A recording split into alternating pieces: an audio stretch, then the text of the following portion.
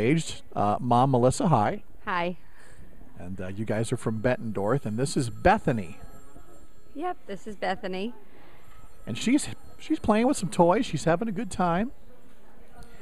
But she's also hooked up to an IV pole. And why is that? What's Bethany fighting?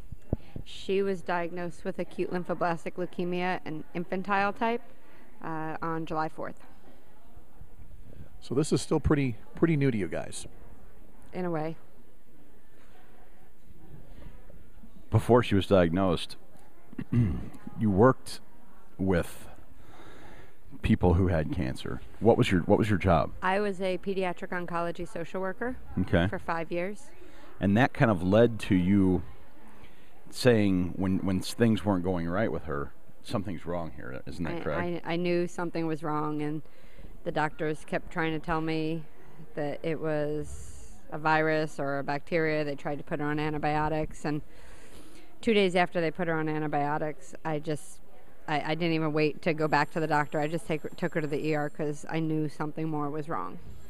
And like always, Mom was right. Something about a mother's intuition. I'll tell you. Now, and you mentioned the field that you were in.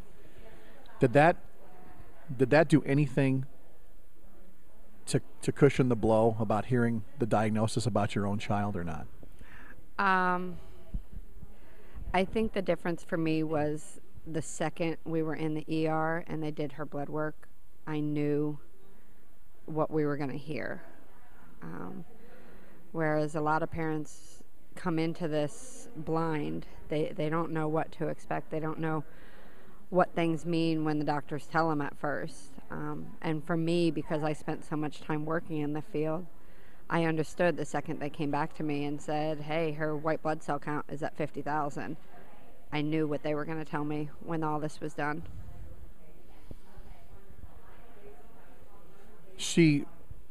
Bethany, who's standing right down here, she just turned 1. And I asked you if she was walking and doing all that kind of stuff that 1-year-olds tend to start to do, and you said that life in the hospital has put some things on hold. It has. Before we came in, she was standing, she was cruising, she was walking around things. And actually, she's standing here in front of us, standing right now, holding on to something, but she hasn't done this in about a month. She has stopped standing. She stopped pulling herself to standing in her crib. And I think just her muscles are just weak because they don't get used here in the hospital. She doesn't have the opportunity to experiment with things. She can't crawl around on the floor. And she's really just in her crib or in the stroller, and that's about it. What do the doctors say about how long treatment is going to take? Her treatment is going to be approximately 2 years. The first year is going to be pretty intensive, a lot of inpatient hospital stays, a lot of very heavy-duty chemo, and then the second year is going to be a lot of outpatient stuff, a little bit milder chemo that's not going to affect her blood counts quite so much. She looks like she's doing great. I mean, man, she is just a doll. How does it affect her, other than probably making her a little tired? The chemos that she's gotten have really knocked her down. She gets them, and then the following week she's just out. She has gotten really bad sores all the way in her mouth, all the way through her GI tract. She's been in a lot of pain from them.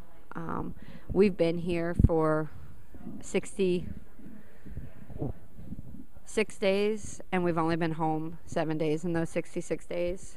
Wow. She hasn't gotten to see her sisters except for a dozen or so times. I think that's the hardest thing for her, I think. 1-800-456-2772. I want to give the number here. We're videotaping the interview. I really want you all to go to our YouTube channel and take a look at little Bethany here. She's just a beautiful little 1-year-old who's handing me things. Great Appreciate smile. that. Thank you. You say hi? Say hi. She's kind of bashful, but that smile. Yeah, I'll tell you what, that smile says a million words. That it does. 1-800-456-2772. That's There. right. That means twice as many people call when we say it at the same time.